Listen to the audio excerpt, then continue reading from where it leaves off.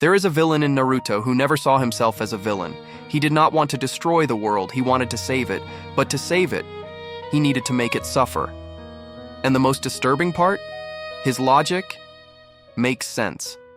Because when you really stop to think about the philosophy behind his actions, when you analyze the arguments he presents, you realize that it is not just madness. There is a logical structure there. A way of thinking that, in a moment of despair, could seduce any one of us. Pain believed in something that will make you question everything you think about peace, about justice, and about what truly transforms the human heart. Because his philosophy is not just anime fiction. It is happening now, in the real world, in governments, in social movements, and maybe even in you. How many times have you thought, if I had the power, I would fix this? How many times have you looked at an unjust situation and wished to have absolute control to impose the right solution? This is exactly the seed of Pain's thinking, and it grows more easily than we imagine. Stay until the end, because I will show you the exact moment when Pain's ideology completely collapses, and the answer he never managed to give will leave you thinking for days. Because in the end, this is not just a story about an anime villain. It is a story about all of us, about the choices we make when we feel powerless, about what happens when pain becomes our teacher. Well, Pine never believed he was the villain. In his mind, he was doing what the world had failed to do. He believed he was creating peace. Not a peace built through understanding, but a peace imposed through suffering. Think with me. Paine looked at the history of humanity and saw a pattern: wars, hatred, endless cycles of revenge. He saw nations preaching peace while manufacturing weapons, leaders talking about love while waging wars, people asking for compassion while ignoring the suffering around them. He saw peace treaties being signed in one decade and torn up in the next. He saw empty promises, failed diplomacy, and beautiful words that never turned into real actions. And the more he observed, the more one conclusion solidified in his mind. The problem was not in political strategies or systems of government. The problem was in human nature itself. And Pine reached a brutal conclusion. Words do not transform anyone. Only pain transforms. He began to see suffering not as something to be avoided, but as a necessary tool, an educational force, a cruel but effective teacher. Pine's philosophy was simple and frightening. Only those who suffered deeply are capable of understanding one another. He believed that while you are comfortable, while you do not feel in your own skin what it is to lose everything, you will continue to be selfish. You will continue thinking only about yourself. It is like that person who has never gone hungry criticizing someone who steals food, or someone who has never lost a child judging parents in mourning. Paine saw this everywhere. People who did not understand because they had never suffered enough to develop real empathy. In his view, true compassion is not born from good intentions or moral teachings. It is born from the shared experience of pain, from collective trauma, from suffering that levels all human beings to the same ground. So Paine chose to become pain itself. He became the hammer that would break humanity, so that it could later be rebuilt. An architect working with the ruins of human hope. A surgeon willing to amputate entire limbs to save the body. He saw himself not as a destroyer, but as a reformer. Not as an agent of chaos, but as an instrument of order. But here is the question that many people do not ask. Where does an idea like this come from? No one is born wanting to cause suffering. No one wakes up one day and decides to become a god through terror. There is always an origin, a wound that never healed, a moment when the soul broke and was never properly mended. Pain was shaped, carved by loss, forged in the fire of trauma. And if you understand his origin, you will understand why this philosophy is so dangerous. Because it is not born from pure evil. It is born from unprocessed pain, from unresolved grief, from hope that died so many times that it turned into cynicism. Pine was not born as pain. He was born as Nagato, a common child in a common village.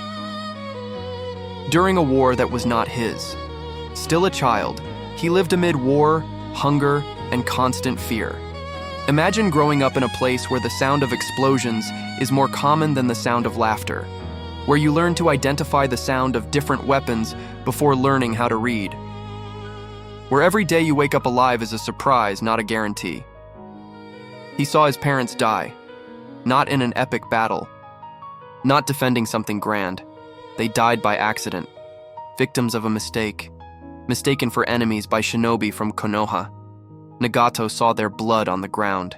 He saw life leaving their eyes. And at that moment, something broke inside him. It was not a loud break. It was silent, like a thin crack in a vase that still holds water, but that you know will eventually completely collapse. He was hungry. He was cold. He was alone in a world that had taken everything from him without apologizing, without offering explanations, without even acknowledging that it had made a mistake. But the story does not end there. He found friends, Yahiko and Conan. Children also orphaned, also lost, also searching for meaning. 3 broken souls who met in the ruins and decided to build something together. Not a family in the traditional sense, but something deeper. A brotherhood forged in survival. A silent pact. We are all we have, so we will protect this with everything we are. And together, they met Jiraiya. Jiraiya saw in those children what few would see. Potential for change. He could have simply given food and left. He could have felt pity and offered money. But Jiraiya did something different. He saw people. He saw futures. He saw the possibility that these children broken by war could become builders of peace. He trained them. He taught them not only to fight, but to dream. To believe that peace was possible through dialogue, through understanding. Jiraiya planted in Nagato a seed that almost no one else could plant: hope.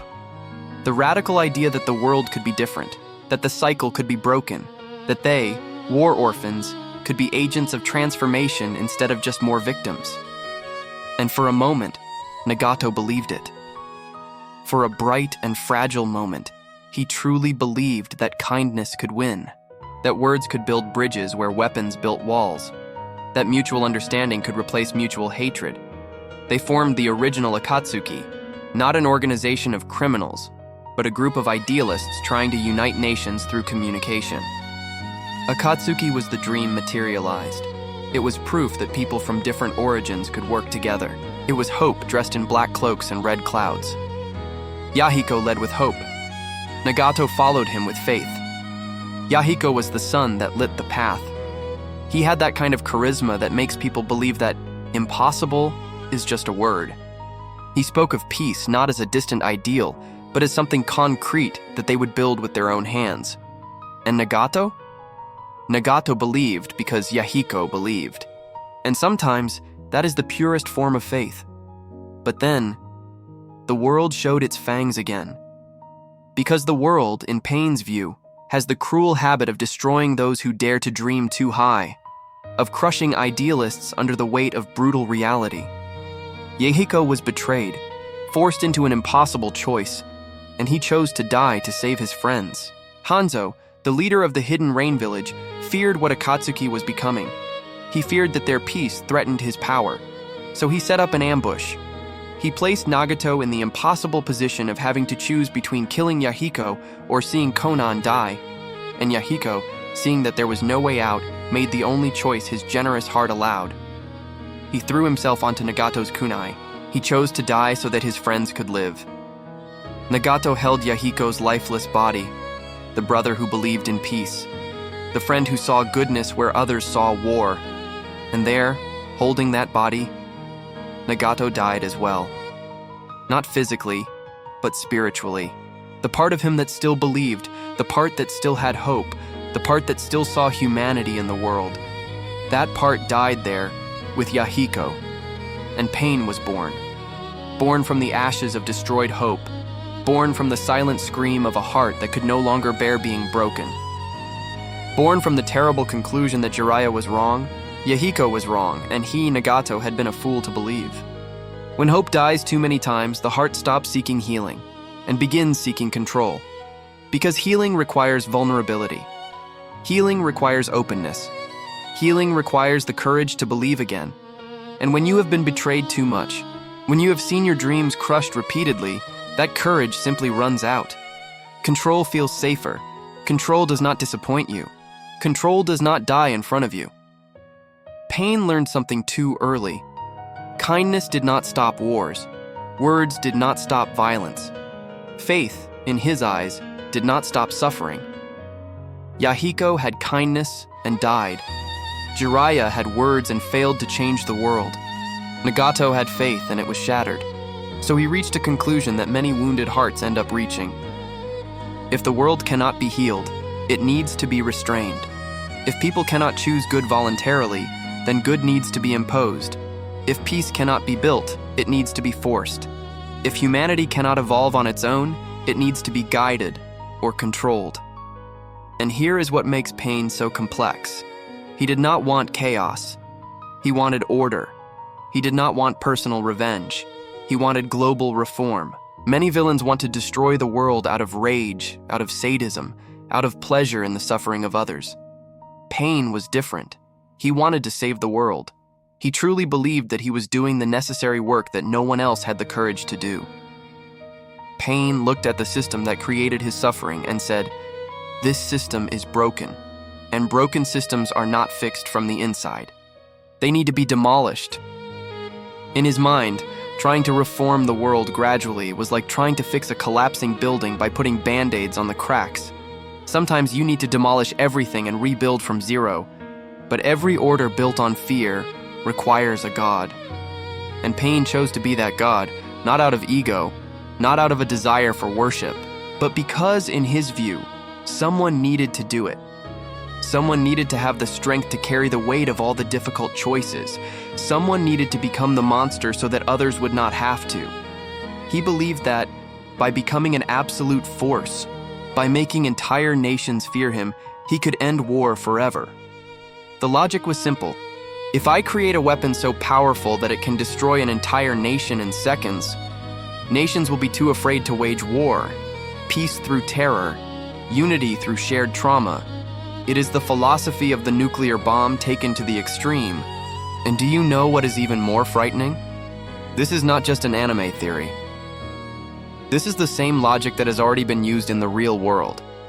During the Cold War, superpowers accumulated nuclear weapons not to use them, but to ensure that no one dared to attack. The concept is called mutually assured destruction. The idea that if everyone is afraid enough, no one will act. Pain is the personification of this philosophy. He wanted to become a living nuclear bomb, the threat so absolute that no one would dare to challenge it. Fear so deep that it would eradicate the very possibility of conflict. And for a moment, you might even think, well, technically it works, right? If everyone is afraid of an absolute power, wars really do stop.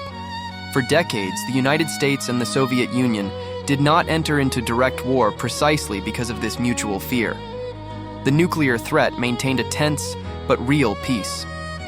But there is a silent truth hidden in this logic, a truth that Pain discovered too late. When suffering becomes your master, when pain becomes your authority, you stop healing wounds and begin reproducing them. Pain believed that suffering would purify humanity, that if everyone felt the same pain, if everyone carried the same trauma, they would finally understand one another. In his theory, the problem of humanity was the lack of empathy caused by the lack of shared experience. Rich people do not understand poor people because they have never gone hungry.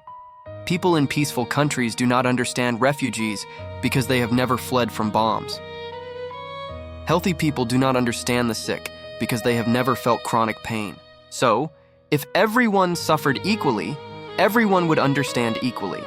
And from that understanding, true peace would be born. But suffering by itself does not purify. It only reveals what already lives inside the heart.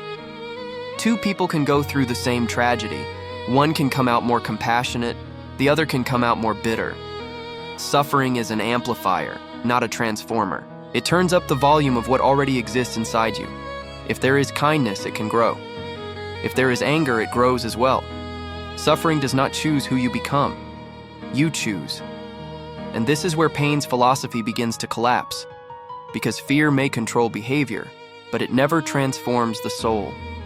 Pain could stop wars, but he could not heal hatred. He could silence nations, but he could not restore hearts. He could make the world kneel, but he could not make the world choose love. You can force someone not to wage war, but you cannot force them to make peace. You can prevent external violence, but you cannot touch the violence that lives inside the heart. You can control actions, but you cannot control intentions. Pain created peace, but it was a dead peace. It was the silence of a cemetery, not the harmony of a community. It was the quiet of fear, not the serenity of love. It was forced obedience, not voluntary cooperation. It was the end of external conflict, but not the healing of internal conflict. And then he meets Naruto. Naruto, who also lost. Naruto, who also suffered. Naruto, who was also rejected, hated, feared. Naruto grew up alone. Without parents, without family, with an entire village looking at him as if he were a monster. He knew loneliness as deeply as Pain did.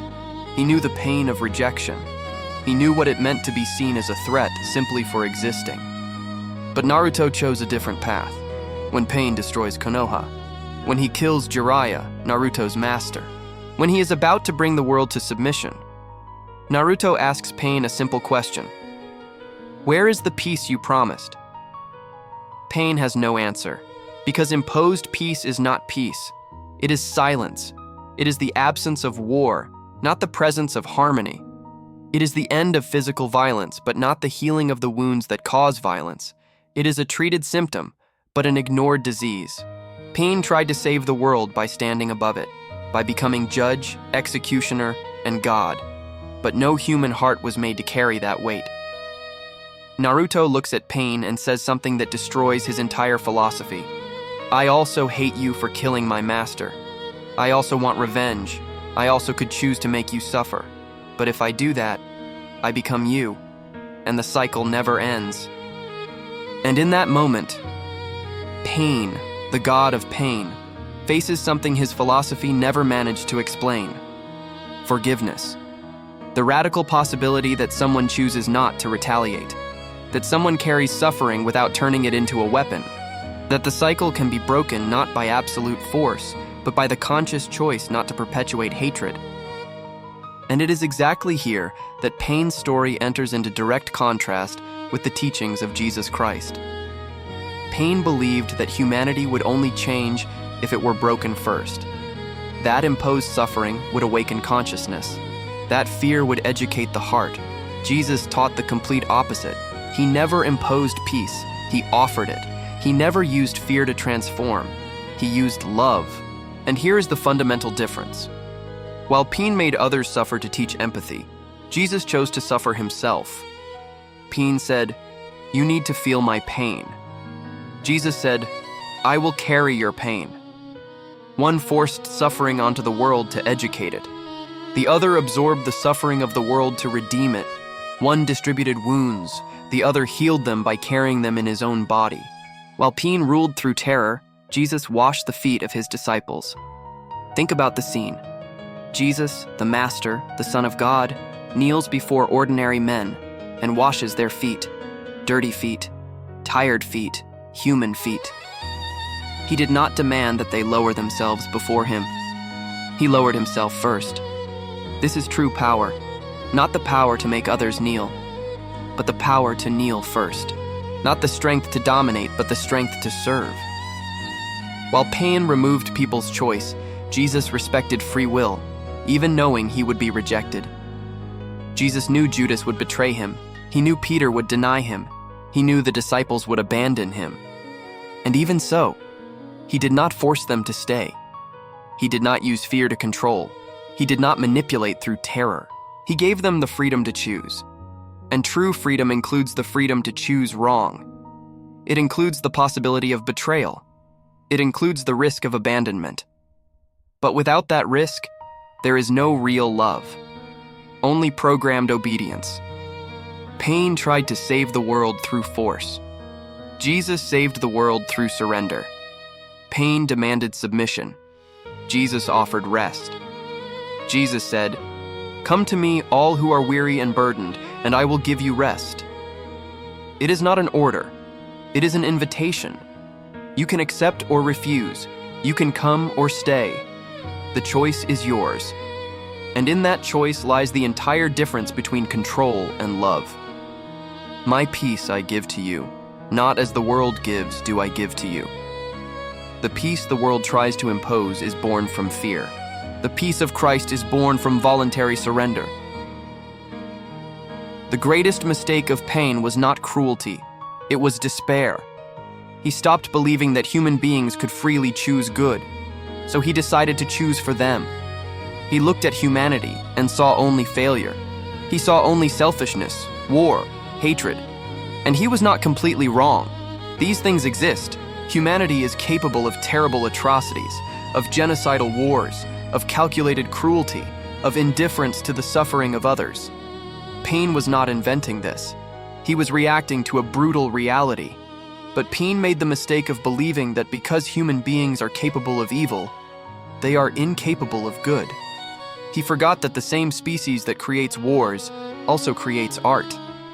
That the same nature that generates hatred also generates sacrifice. That the same heart that can betray can also forgive. People who survive concentration camps and choose not to hate. Parents who lose children and choose to forgive their children's killers. Victims who become defenders of peace instead of agents of revenge. This is also humanity. And Pain, in his pain, forgot this. Pain removed choice because he was afraid of the answer. But when choice is removed, love is removed as well. Because forced love stops being love. If I point a gun at you and say, "Love me," you may obey, but you will not love. You will fear. And there is an abyssal difference between being loved and being feared. Pain chose to be feared because it was easier. Jesus chose to be loved, even knowing that many would reject him. In the end, Pain does not stand before Naruto as a god, but as a tired man. A man exhausted from carrying the weight of the world alone. And Naruto does not defeat Pain with force. He defeats him with understanding. Naruto says, "I do not know how to break this cycle. I do not have all the answers, but I will keep trying to believe. Because if I stop believing, if I give up hope, I become exactly what you became." And in that moment, Pain, the man who made himself a god, realizes a truth he tried to bury for a long time. Suffering alone does not save the world. Only love that endures suffering without becoming it is capable of transforming something. Pain imposed pain. Jesus absorbed pain. Pain spread trauma. Jesus carried trauma. Pain made the world bleed to teach it. Jesus bled for the world to save it. The story of Pain is not only about villainy, it is about what happens when pain takes the place of faith, when control replaces trust, when fear tries to replace love. It is about what happens when you let your trauma define your purpose. Pain let suffering turn him into an instrument of more suffering. But Naruto chose to let suffering make him more compassionate. And that is the difference.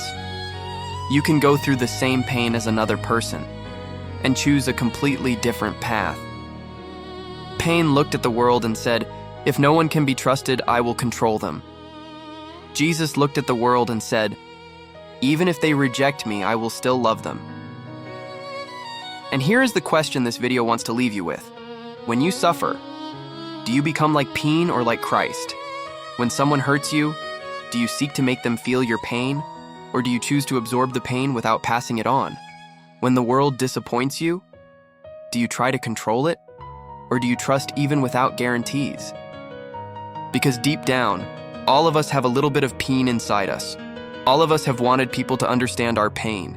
All of us have wanted to force the world to be better. All of us have felt that if we had total control, we would fix everything. But the truth is this: the world does not need more gods of suffering. It needs people willing to suffer, without turning pain into a weapon. Jesus did not promise a world without pain. He never said following him would be easy. but he promised to be present within pain. He said, "In the world you will have tribulation, but take courage, I have overcome the world." Pain tried to overcome the world by destroying it. Jesus overcame the world by redeeming it. Perhaps this is the difference between imposing peace and truly transforming it. Imposed peace lasts as long as fear lasts.